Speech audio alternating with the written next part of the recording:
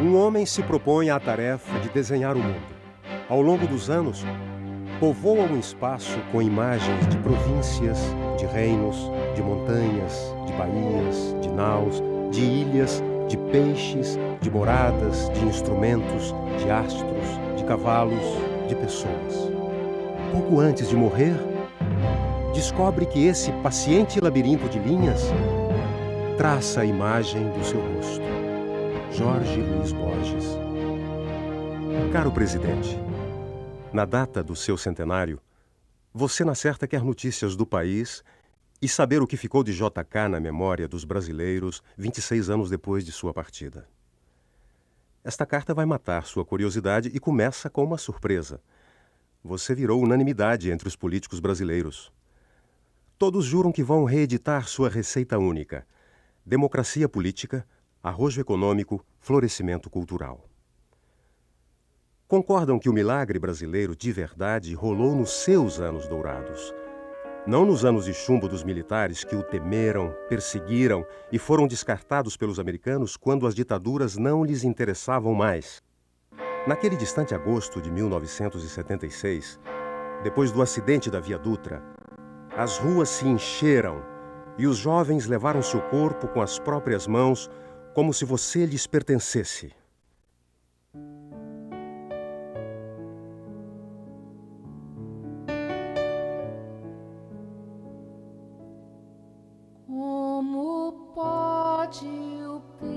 No caminho, obrigaram os soldados a se descobrir em respeito a JK. Cresce nesse momento, na dor da perda e no desfalque, a reação à ditadura. Como pode o peixe vivo viver fora d'água fria? Como poderei viver? Como poderei viver sem a tua, sem a tua, sem a tua companhia, sem a Foi quase impossível ter sido o menino que sonhou o Brasil e realizou o seu sonho. Proeza pela qual manifestamos nossa gratidão.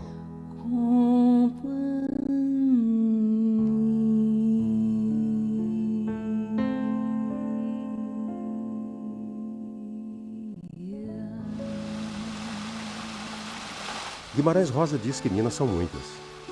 E a sua Minas é a do ouro e do garimpo. A Minas Tiradentes, a diamantina aventurosa e extrovertida da rebelde Chica da Silva e do ousado JK. Basta abrir seu álbum de menino nascido um século atrás, no chão laminado e sem verdes de uma terra espoliada pela corte e abandonada pela história. Sua obsessão pelas estradas e pela energia elétrica se explica pelo sufoco do isolamento e da distância.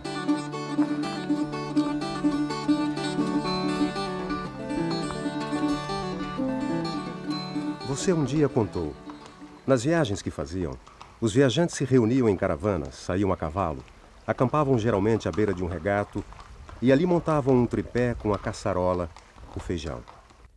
De Diamantina ao Rio de Janeiro levava-se um mês. Havia até a tradição de se fazer testamento, porque na Mantiqueira eram famosos os assaltos.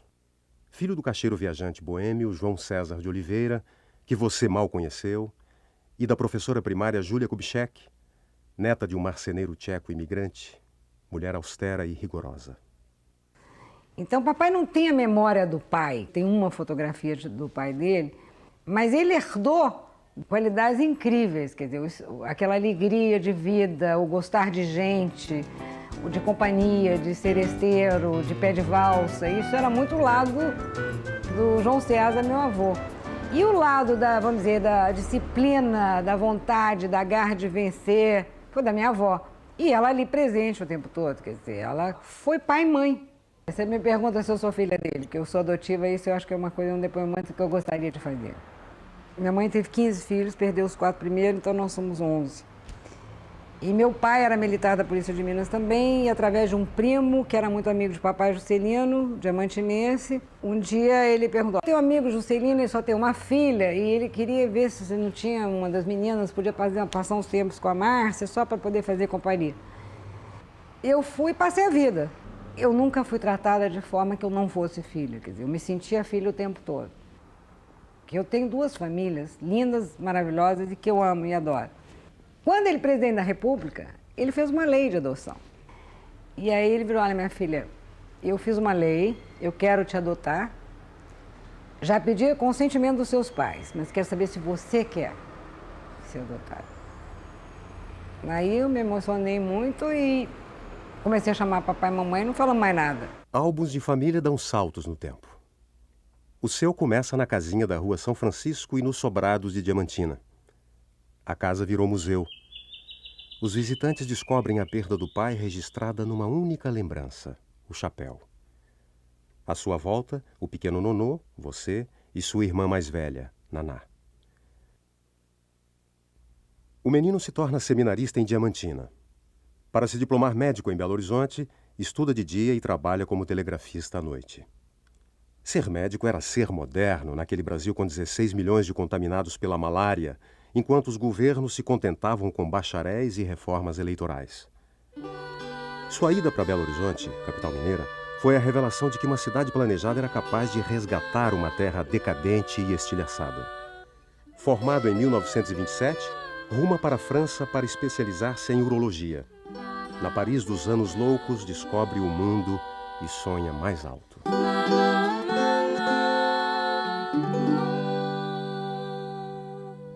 A política aparece no horizonte com a Revolução de 1930. Getúlio Vargas surge como arquiteto de uma nova era. Mudanças na esfera social, alterações na instrução pública, novas leis trabalhistas modernizariam o Brasil. Você volta para clinicar num Brasil renovado e ingressa numa família tradicional ao casar com a jovem Sara Lemos. Descobre o gosto pela política com a Revolução Constitucionalista de 32 como capitão médico legalista. Conhece Benedito Valadares, futuro interventor de Minas, que o nomeia chefe de gabinete. O primeiro passo é fincar sua base eleitoral em Diamantina.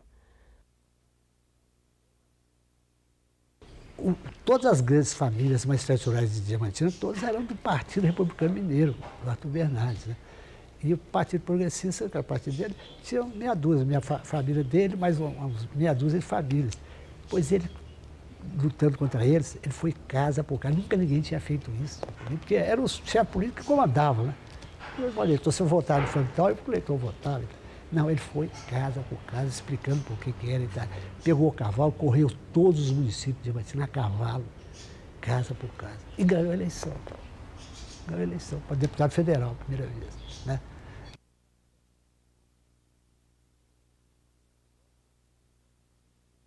O golpe de 37 e o fechamento do Congresso o forçam a ser de novo médico, mas em 40, o interventor federal Benedito Valadares o convida para prefeito de Belo Horizonte.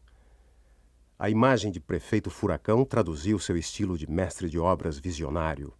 O homem que rasga avenidas, reordena os espaços da cidade, inaugura hospitais e refeitórios. A Pampulha nasceu com Oscar Niemeyer e Niemeyer cresceu com ela. Eu nasci. Pampulha foi o primeiro trabalho. E o que pouca gente sabe, Pampulha foi o início de Brasília.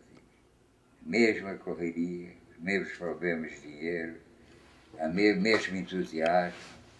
Foi a primeira obra de Juscelino como homem público. O meu trabalho assim de vulto, o primeiro que eu fiz também. De modo que Brasília foi um prolongamento de Pampulha.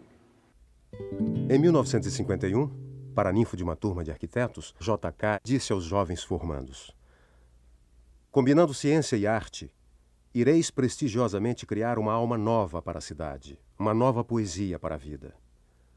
Homens de número e emoção, aprendestes nesta escola a esculpir a fantasia na resistência hostil do mármore, da pedra, da areia, do vidro e da madeira. Em vosso trabalho, realizado no silêncio criador do gabinete, a matemática e a beleza se conjugam, disciplinadas pela diretriz da mente e pela paciência da mão.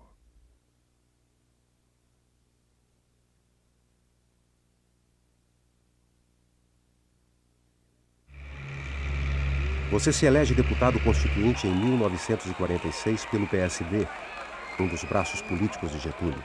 Na Constituinte defende a localização da nova capital no Triângulo Mineiro. Estava plantada a semente de Brasília. Quando Getúlio chegou em 1950 ao Catete e você ao Palácio da Liberdade, 33 dos 55 milhões de brasileiros viviam no campo. Em Minas, você fez sua parte como governador, agitando o Estado com o binômio energia e transporte.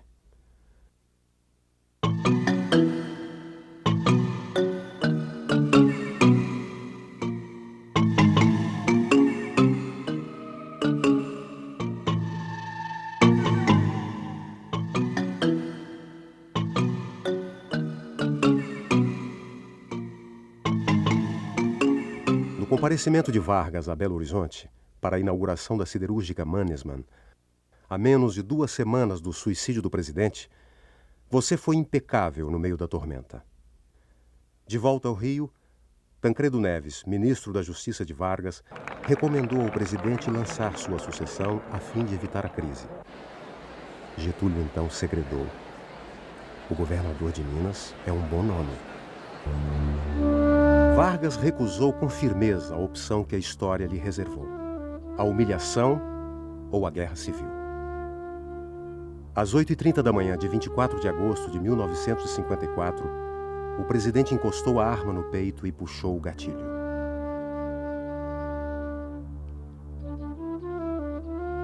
Você entendeu o gesto, mas perdeu o pai pela segunda vez.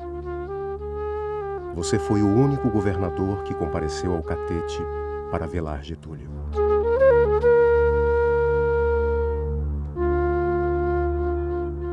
Em 1955, sua candidatura à presidência foi combatida. A célebre frase "Deus poupou-me o sentimento do medo" inaugurou uma campanha civilista pelo país, peitando as forças da reação. Ao veto de militares, você respondeu envergando sua farda de coronel da PM mineira.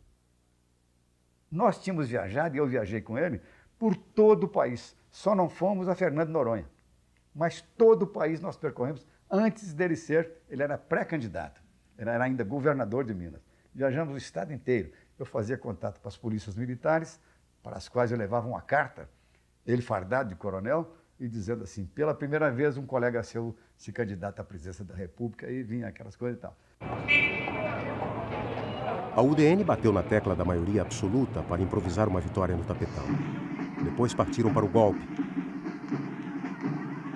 Foi preciso um contragolpe preventivo, o 11 de novembro de 1955, liderado pelo general legalista Henrique Teixeira Lott.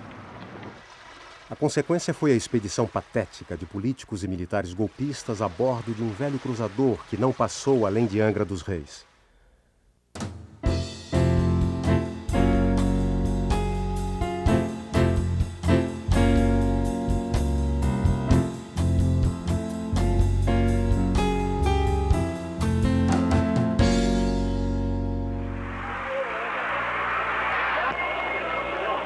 Declaro empossado no cargo de presidente da República, senhor Juscelino Kubitschek de Oliveira.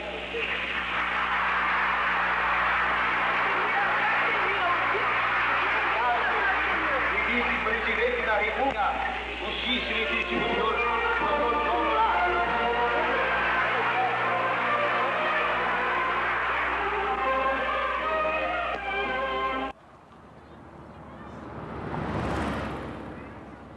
"50 anos em 5" foi o slogan do Brasil em marcha forçada.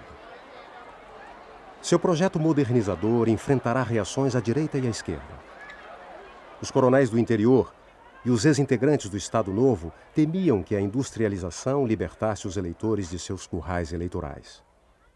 Seus primeiros atos foram a suspensão do estado de sítio e a criação do Conselho do Desenvolvimento. Você sinalizou a ordem democrática e apontou para o progresso econômico. Driblou os entraves do funcionalismo ao inventar a administração paralela. A vinda formal de Richard Nixon, o vice de Eisenhower, representante dos Estados Unidos na sua posse, foi transformada em viagem de trabalho quando você o levou no dia seguinte à Volta Redonda. o que contribuiu para arrancar um empréstimo de Washington para dobrar nossa produção de aço. O acordo de campanha que lhe assegurou o voto dos comunistas não devolveu a legalidade ao partido, mas garantiu a liberdade de ir e vir a Luiz Carlos Prestes e a seus camaradas. Logo nos primeiros dias de seu governo, você teve de enfrentar uma rebelião na aeronáutica. A revolta de Jacareacanga, liderada pelo Major Haroldo Veloso, seguiu-se a de Aragarças, no final de seu governo, promovida pelo mesmo grupo de oficiais, já então liderada pelo Tenente-Coronel Veloso. Foi assim que você entrou como anistiador no inconsciente brasileiro. No final da vida, o Coronel Haroldo Veloso foi pessoalmente pedir-lhe perdão. Esta noite de Natal é a noite do espírito da infância e do espírito da paz.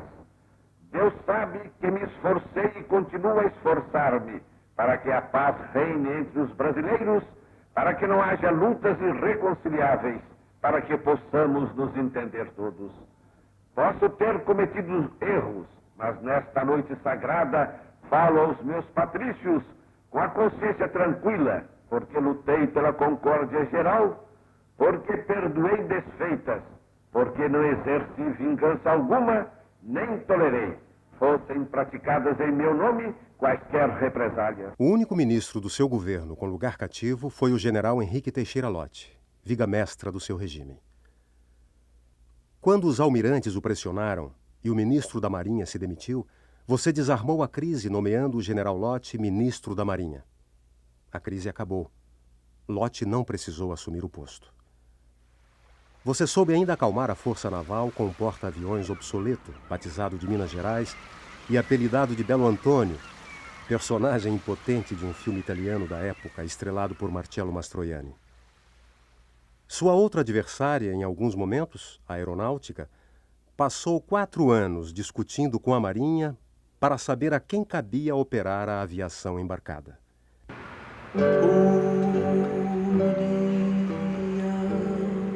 Nacional dos Estudantes, mocidade brasileira, nosso hino é nossa bandeira, de pé jovem guarda classe estudantil,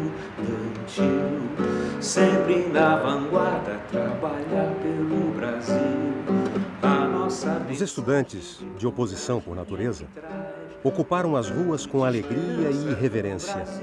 E em vez de cacetadas e desprezo, encontraram um presidente encantador que os recebia em palácio e ouvia o que eles tinham a dizer. A uni somos nós. A uni é nossa voz.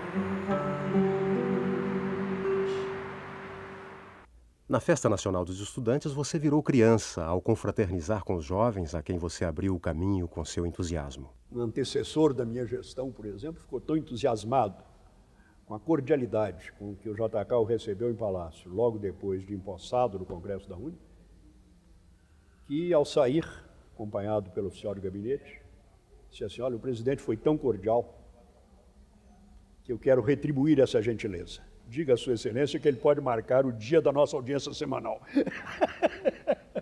Eu acho que era um grande privilégio ser jovem durante o período JK, porque a gente observou um movimento desenvolvimentista muito importante para a nossa economia, que gerou uma tranquilidade política que, por sua vez, gerou um clima cultural de primeira, né?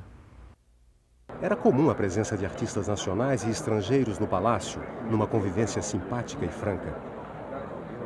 Você disse certa vez: uma arte não se origina do esforço isolado de um ou alguns homens, mas é o produto de esforços combinados, de uma comunhão no trabalho e na criação espiritual.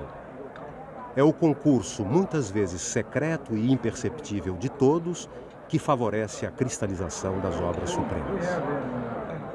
Eu acho que o movimento do Juscelino, ele determinou, ele não só influenciou, como determinou todo aquele surto cultural que teve aqui. Porque depois que o Juscelino entrou, a gente pode fazer até umas contas assim, até 63, desde 57 a 63, eu chamo isso de 7 vacas gordas do Brasil, porque é exatamente como eu acho. E nessa época, se a gente fizer as contas, a gente vai ver que ali nasceu a Bossa Nova, ali nasceu o Cinema Novo, ali nasceu o Teatro de Vanguarda, o Teatro de Arena, o TBC, a Oficina, ali nasceu a Poesia Concreta do Ferreira Goulart, do Décio Pinhataro, dos Irmãos Campos, ali nasceu assim, vários, um grande número de escritores, especialmente vindo de Minas Gerais, Otto Lara Rezende e outros. Enfim, não parava mais, a coisa ia pela cultura, era... Na parte econômica, a gente vai ver os automóveis JK, a indústria automobilística, e ter toda aquela abertura dos portos, tal como João VI já tinha feito anteriormente, o Juscelino fez, e isso deu uma amplidão à nossa cultura muito grande. Nós fomos campeões de esportes em tudo, praticamente. Nós fomos bicampeões de futebol em 58 e 62, nós fomos campeões de tênis com Maristel Bueno, campeões de boxe, peso galo com Éder Joffre, nós fomos campeões de salto tríplice com Ademar Ferreira da Silva. O presidente Pequente abençoou os rapazes da seleção na hora da partida. A Copa de 58 foi o abandono da mística da derrota. E na final, você era um dos 60 milhões de brasileiros angustiados e colados ao rádio de pilha. Você foi o primeiro presidente a receber uma seleção campeã do mundo e a condecorá-la.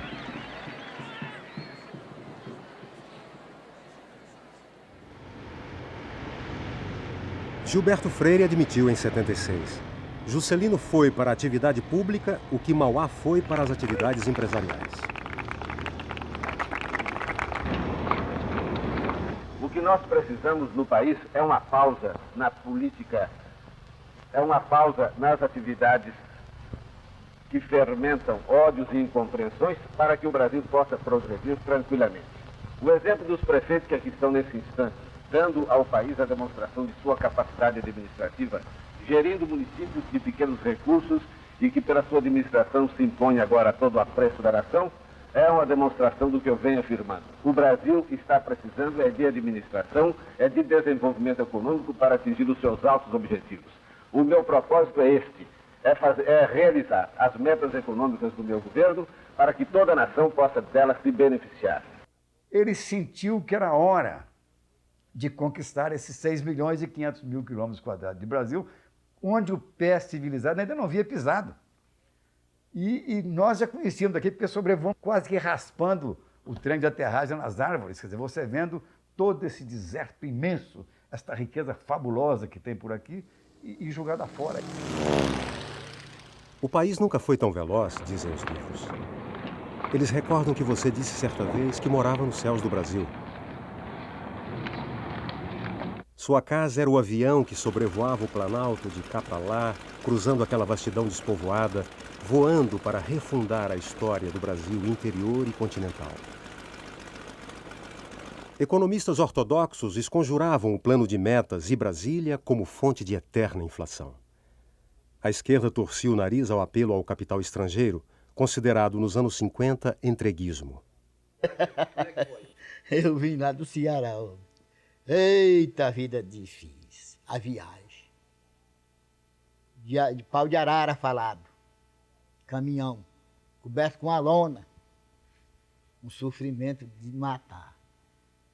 Os bancos eram umas tábuas atravessadas assim, de um lado do lateral da carroceria para lá.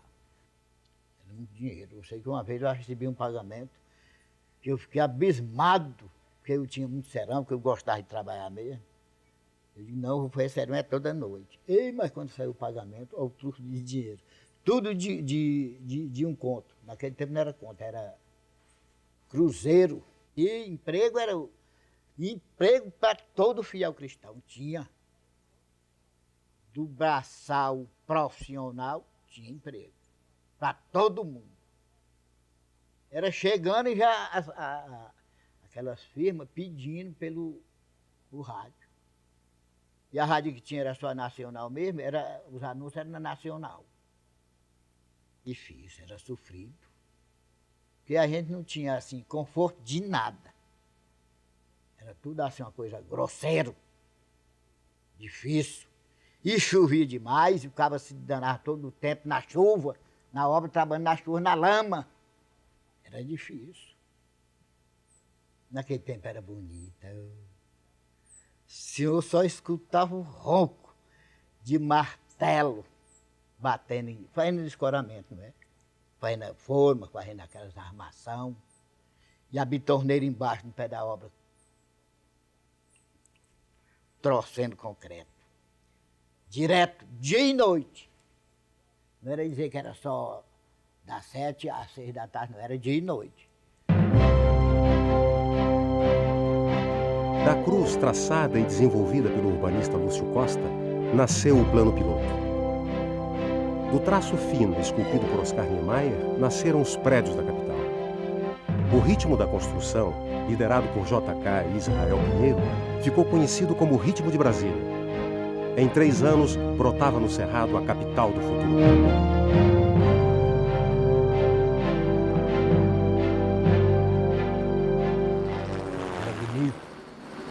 Quando o helicóptero vinha subindo, vinha, não é?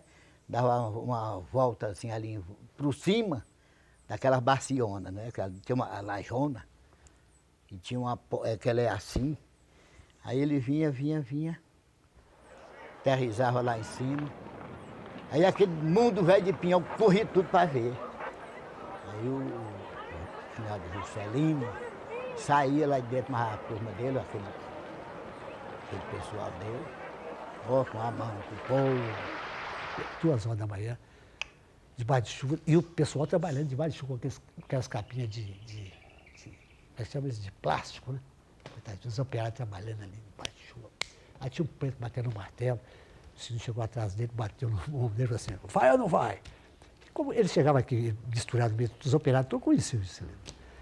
Quando o cara olhou para trás, eu lembro que ele limpou assim, debaixo de chuva, olhou. Quando ele viu o presidente da República debaixo de chuva, ele falou, isso vai, doutor, pá, pá, pá.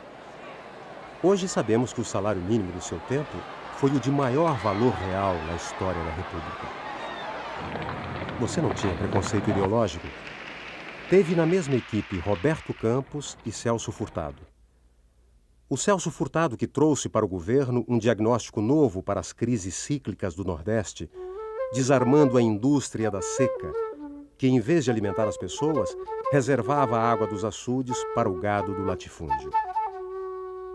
A Sudene, que nasceu da ida dele a Campina Grande para inaugurar um sistema de fornecimento de água, e ele viu a miséria, ele viu a seca, ele viu aquele drama. Você inovou ao acrescentar aos empréstimos os investimentos diretos, transferindo tecnologia para o Brasil e reservando o risco ao investidor estrangeiro. Essa política permitiu o aparecimento de uma classe média que teve acesso a bens de consumo que até então não estavam ao alcance dela. Você não só foi o inventor de Brasília, como também o criador da São Paulo moderna. O Brasil de hoje tem saudades dos anos JK, entre 56 e 60, quando crescia a uma média de 8% ao ano. No balanço de seu plano de 30 metas, fica o JK que construiu mais de 13 mil quilômetros de estradas, criou as indústrias automobilística e naval com o compromisso de nacionalização crescente. Ergueu uma nova capital em pouco mais de 3 anos e deu confiança e orgulho ao país.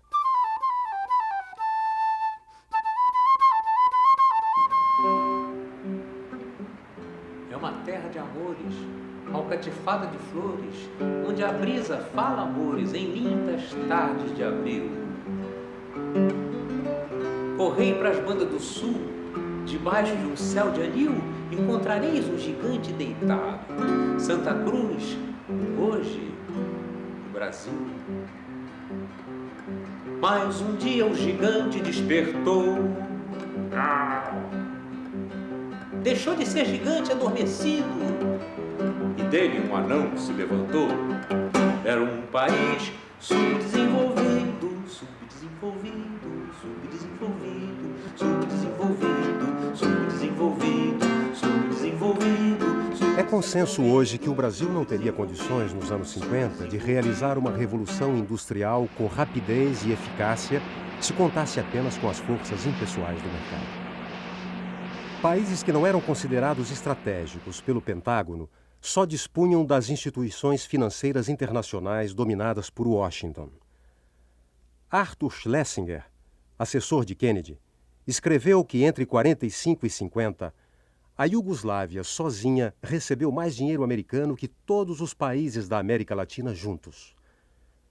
Depois acrescentou que se os critérios do FMI tivessem prevalecido nos Estados Unidos do século XIX, o desenvolvimento americano teria sido insuportavelmente lento.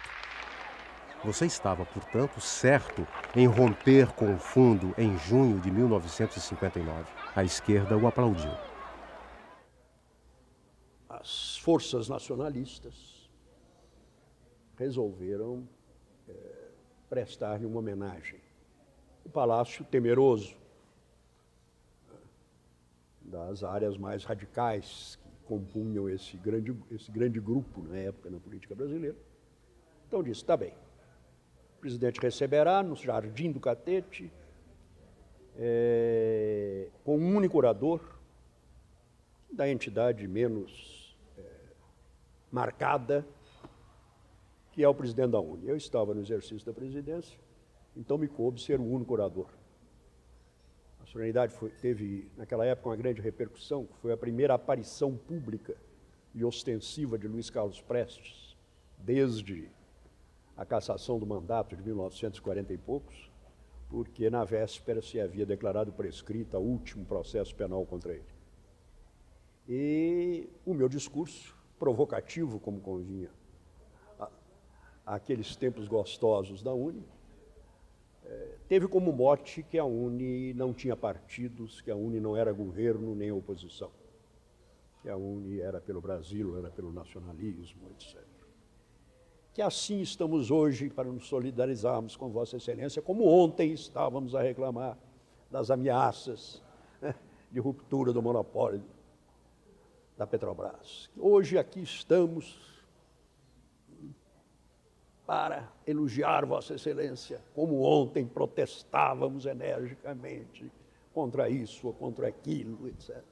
Então, recordei todos os desaforos que lhe tínhamos feito nos 4 anos anteriores do seu governo. Terminou, enquanto o locutor oficial anunciava a palavra do presidente, ele pôs a mão no meu ombro e disse, você é filho de Zé Pertence? Pois é, meu contemporâneo dos tempos de universidade em Belo Horizonte. Há quanto tempo não o vejo? Gostaria muito de vê-lo, não só para abraçá-lo, mas para dizer que o filho dele é muito desaforado e muito mal criado. Porque você foi escalado hoje, foi para me elogiar e não para me xingar retroativamente. Em sua visita ao Brasil, em abril de 1959, o jovem líder da Revolução Cubana, Fidel Castro, teve um encontro cordial com você e lhe ofereceu seus renomados puros. Na ocasião, Fidel comentou, deve ser bom ser jovem nesse país, presidente. Você tentou atraí-lo para a sua Operação Pan-Americana, a OPA, pedindo atenção à questão do desenvolvimento. A vinda do secretário de Estado, Foster Dulles, ao Brasil, confirmou em você a imagem de arrogância e desinteresse de Washington. Os brasileiros falavam de problemas econômicos, o americano reduzia tudo ao anticomunismo. Sua carta pessoal a Eisenhower, em maio de 58, deu frutos. A Operação Pan-Americana foi aprovada pelo Congresso dos Estados Unidos. Foi criado o Banco Interamericano de Desenvolvimento. Em fevereiro de 1960, o presidente Eisenhower veio ao Brasil selar a paz.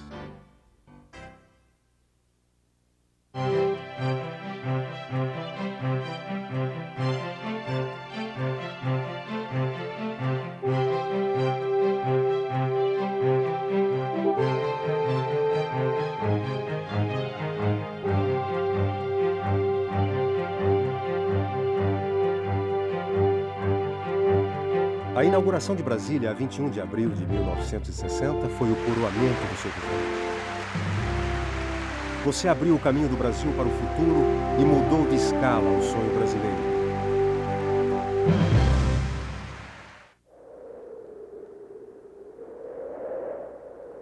Lott foi candidato à presidência da República pela aliança PTB-PSD, escolhido por seu nacionalismo e pela defesa intransigente da legalidade.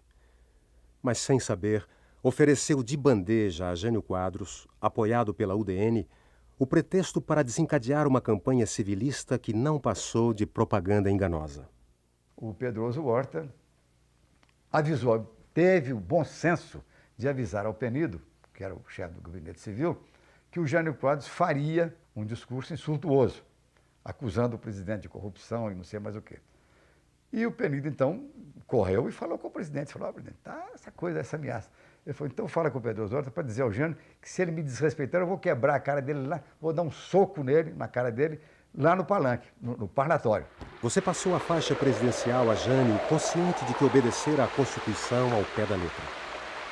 Entregou a seu sucessor um Brasil bem diferente daquele que recebeu. Foi o início de uma campanha de ódios que a direita lhe moveu. Um mandato de senador por Goiás o protegeu por algum tempo de seus desafetos. Você pretendia voltar em 1965 com o plano 5 anos de agricultura para 50 de fartura. Construiria 5.000 agrovilas em todo o país. A reforma agrária teria sido feita sem conflitos.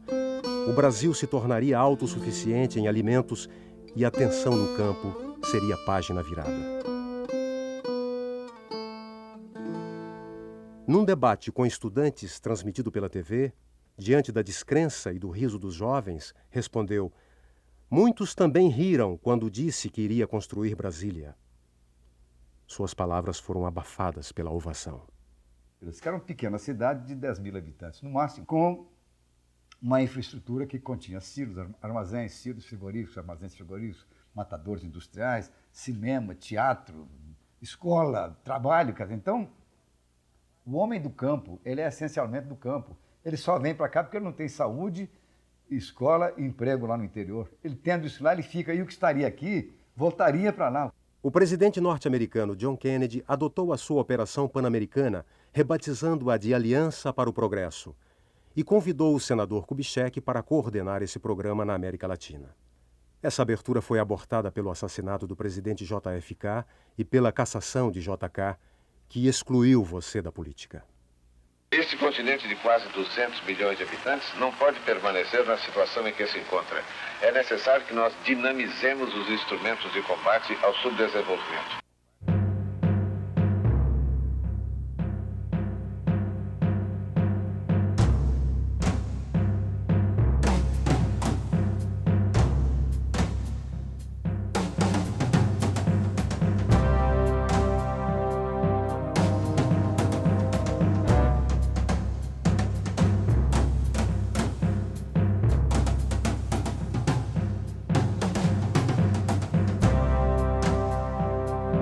O golpe militar que depôs o presidente João Goulart foi festejado em Washington e, para seus adversários, só seria eficaz se o atingisse também. Os políticos sabiam que não estariam no páreo se você se reapresentasse em 65. Era preciso afastá-lo. Juscelino seria invencível o dia em que, e ali eu creio que ainda se pensasse nisso, o dia em que se quisessem retomar mais efetivamente as formas da democracia.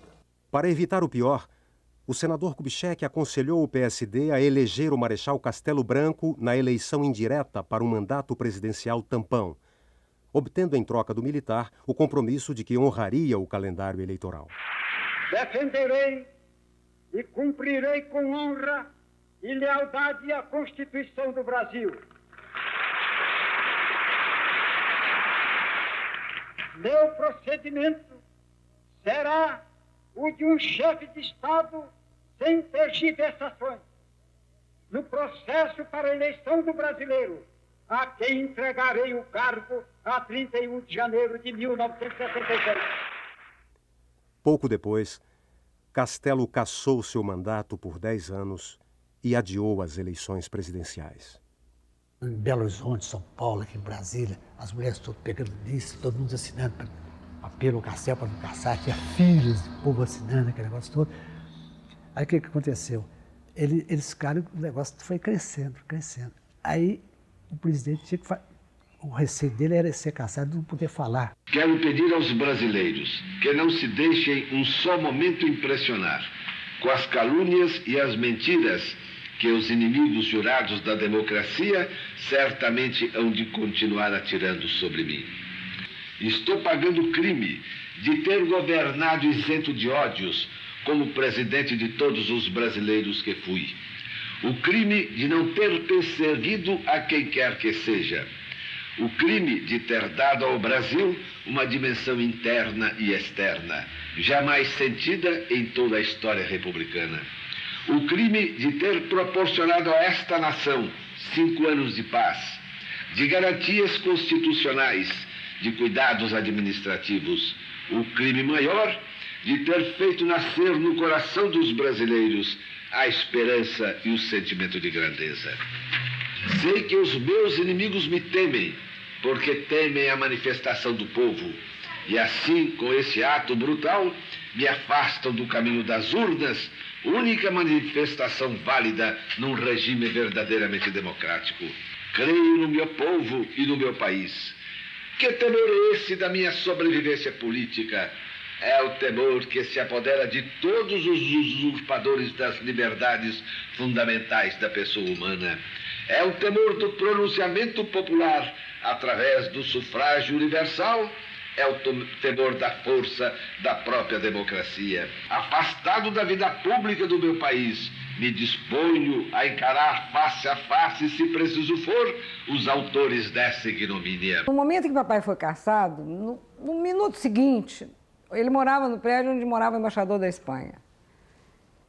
Então, foi uma coisa muito interessante, porque no espaço de meia hora, primeiro desceu o embaixador da Espanha para dizer que a Embaixada da Espanha estava à disposição dele, que o presidente Franco tinha dito que era para dar asilo ao papai se fosse o caso.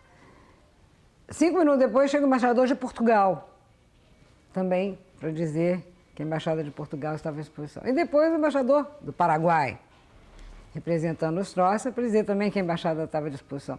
E papai falou assim, poxa, mas que coisa incrível. Eu, um democrata, os 3 países que me acolhem são 3 ditaduras. Caçar os direitos políticos para uma pessoa que era essencialmente política e que acreditava no poder do voto, na democracia, foi uma maldade muito grande. Pior ainda, para afastá-lo do país, submeteu-o a humilhante ritual de inquéritos e devassas. O presidente Juscelino passou a ser perseguido. Passou a ser perseguido violentamente. Ele teve que prestar depoimento. Logo que ele chegou, até no Galeão mesmo, já deram uma intimação para depor no IPM do Partido Comunista, IPM disso, IPM daquilo. O presidente ficou realmente num constrangimento tão grande que ele teve que ir embora. E ao ir embora, aí é ele que contava aqui na Fazendinha, ao ir embora, debaixo daquela pressão militar tão grande, quando ele chega no Galeão, veja só que coisa trágica. Quando ele chega no Galeão, tem soldado para todo lado, metralhadora, um oficial puxa da pistola, porque o povo estava todo lá, Juscelino, Juscelino. Então o Juscelino, já prevendo dificuldades que poderiam não deixá-lo embarcar de volta para a Europa, poderiam tentar prendê-lo ali, como ele recebeu vários telefonemas dizendo que isso aconteceria. O que ele faz? Ele botou um revólver na cintura. Botou um revólver, foi para o Galeão e disse, se humilharem a minha mulher, a minha família, eu dou um tiro. Eu sei que eu vou levar 10 em seguida, mas eu dou um tiro e levo um comigo. Tem uma história que eu acho assim, que é uma lição de vida de papai. Foi a primeira eleição, não para presidente, mas para governador. Foi aquela eleição que ele elegeu Negrão de Lima aqui no Rio, Israel Pinheiro em Minas, e papai no exílio. Então, na véspera de papai pedindo, ele ligava, sabia o que estava acontecendo e tal. E aí, papai, então, na véspera da eleição, eu liguei para ele dizendo que eu não ia votar. Ele disse, você não vai votar, minha filha? Por que você não vai votar? Eu falei, eu não vou votar porque você me ensinou que o voto é a coisa mais importante que a gente pode ter. Você que foi a pessoa eleita, todos os seus cargos, você foi eleito pelo voto, você hoje em dia não pode nem ser votado e nem tem o direito de votar. Por que eu tenho? Se você não tem, que foi presidente da República. Aí foi a lição de vida linda que ele me deu. Disse, minha filha, se você não usar os seus direitos, eu jamais teria os meus de volta. No ostracismo, você passou dificuldades que poucos conhecem e nunca desejou torná-las públicas. Lutou e trabalhou até o último momento em favor da redemocratização. Aceitou aliança com o adversário Carlos Lacerda, de quem deixou de ser inimigo. JK, Lacerda e Jango, as 3 maiores lideranças civis do país, formaram a Frente Ampla pelo restabelecimento do Estado de Direito. 1968 foi um terremoto em escala planetária. O ano da rebelião dos jovens contra as normas estabelecidas e as muitas formas de opressão. O ano em que ser realista era pedir o impossível. No Brasil começou com uma festa irreverente. No carnaval daquele ano, você compareceu discretamente, sem fotos, a um dos históricos bailes do Municipal. Os foliões o reconheceram e o aplaudiram. A orquestra atacou de peixe vivo, humilhando a fina flor da ditadura presente no camarote presidencial. As afrontas aos militares se sucederam. A Frente Ampla, as manifestações estudantis, a recusa do Congresso em processar o jovem deputado Márcio Moreira Alves, levaram o país em marcha batida para a radicalização da ditadura. Na hora em que os últimos escrúpulos democráticos foram mandados às favas com a promulgação do AI-5, você encabeçava a lista dos que deveriam ser presos. Foram 15 dias de confinamento numa masmorra. Você saiu fisicamente debilitado, mas enobrecido. Porque política naquela época não valia nada, né? Era o governo Médici, o Congresso estava inteiramente escanteado. Então, liguei para o presidente, que naquele tempo estava mais no Banco Denasa, lá no Rio de Janeiro. Liguei para ele já me conhecia, de reportagem, tudo. E disse, presidente, olha, o senhor esteve por aqui? Ele disse, tive sim. Então, me conta, eu quero escrever alguma coisa. E ele, então, pelo telefone, contou longamente que ia para o aeroporto de Formosa com um amigo, um engenheiro, um empresário daqui, me parece, na boleia de um caminhão, e chovia demais. Então, eles viram que não adiantava ir para o aeroporto naquela hora, que estava uma tempestade daquelas. Então o presidente sugeriu, olha, você tem coragem? E o rapaz disse, tem coragem. Então vamos passar pela cidade. Eu estou proibido, mas vamos passar. E passaram pela cidade. E ele foi contando aquilo com muita emoção, né? Primeiro o catetinho, desceu, chovia muito. O encarregado lá nem o conheceu, quando ele estava ainda dentro do caminhão. Mas depois entrou pelo Lago Sul, foi lá para a Esplanada dos Ministérios. Na Catedral, por exemplo, ele desceu, mas mandou o amigo primeiro ver se tinha gente. Não tinha. Naquela hora da chuva, acho que nem beata tinha na Catedral. Agora, em seguida, foi à Praça dos Três Poderes, aí desceu do caminhão, chorou. Não sei se a chuva ou as lágrimas dele, o que era mais forte, mas chorou ali naquela hora ao ver o seu próprio busto e ao ver a sua criação. Depois voltou pela W3, pela saída sul da cidade. Então foi isso que ele me contou com muita emoção, assim, dizendo que ele parecia um súdito das Gálias, um súdito romano que morava nas Gálias e que de repente vai a Roma. Então, imagina a humildade dele. Ele que tinha fundado Roma, ele vai a Roma e se extasia com a Roma que parece que não era mais dele, mas era. Ter carinho e amor de cuidar. É o segredo. De você cuidar da terra, e pegar aquela muda de planta e plantar e cuidar com aquela vontade de ver aquela planta crescendo. Tendo um homem para governar, um governante como era aquele que nós estamos falando, trabalhar para ver o país crescer, basta ter aquele amor de ver o país para frente. Ele é um país muito bom, um país rico, esse nosso não é difícil. De tudo enquanto a nossa terra brasileira tem. De tudo que é bom. Porque para o senhor trabalhar só, para o senhor crescer, só o senhor crescer não vai. Tem que ajudar o negócio todo a crescer. país todo crescer. Aí a coisa vai. Ele disse, olha, eu hoje estou convencido que eu serei muito mais útil ao meu país morto do que vivo. Comigo vivo eles não vão abrir nenhuma fresta, nenhuma fresta.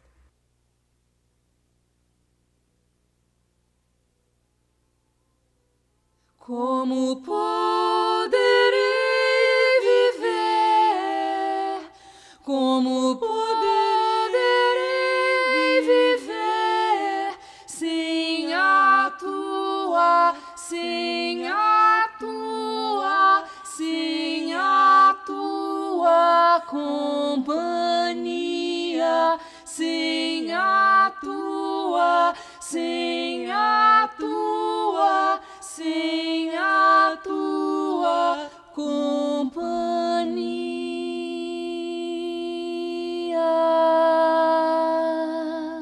A coisa mais linda do mundo foi aquela recepção, Juscelino. Eu me lembro que uma senhora, lá no aeroporto, uma senhora queria passar e tinha uma corda.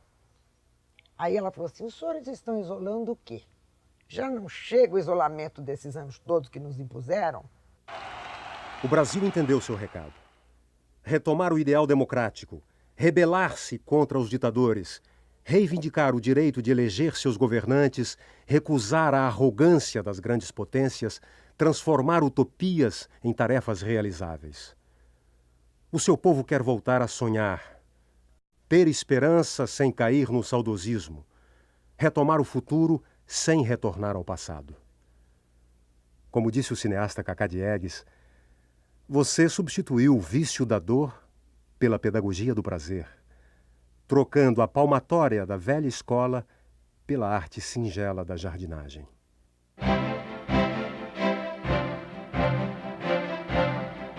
Sua sombra intimidou até o fim os que foram forçados pela história a conviver com seu vulto soberano recortado contra o céu de Brasília.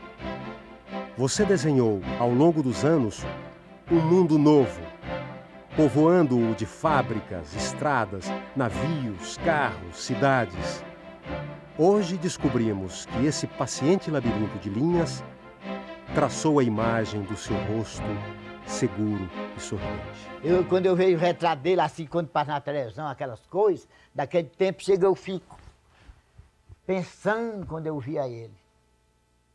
Todo ajeitado,